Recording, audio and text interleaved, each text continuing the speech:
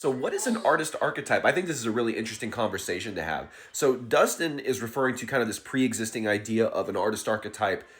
Think about it like a personality archetype. So, I look at things a little bit differently. I view things as career archetypes. So, you got an x axis and a y axis here. The x axis is security versus freedom, right? And then the y axis is career pursuit versus it being a hobby. So, if you break it down, someone who wants maximal job security and views music just as a hobby is a hobbyist.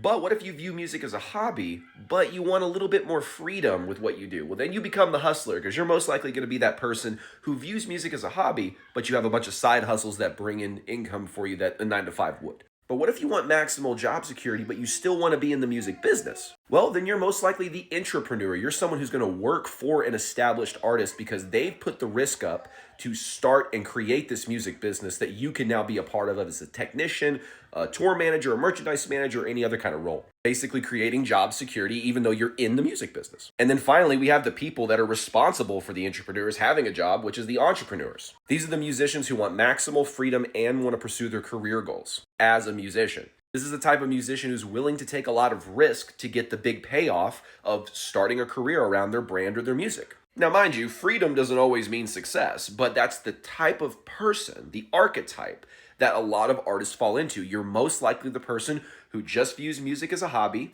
You still view it as a hobby, but you don't want to do the traditional 9 to 5 thing. You're the entrepreneur. You want to work inside somebody's music business, but you don't want the risk of it all falling on your shoulders. Or you're that type of person who embraces the risks to build a business around your music. So I'm interested. What do y'all think of this concept? Where would you fall on this quadrant? I would probably be right here, to be honest with you, because I can't stop working.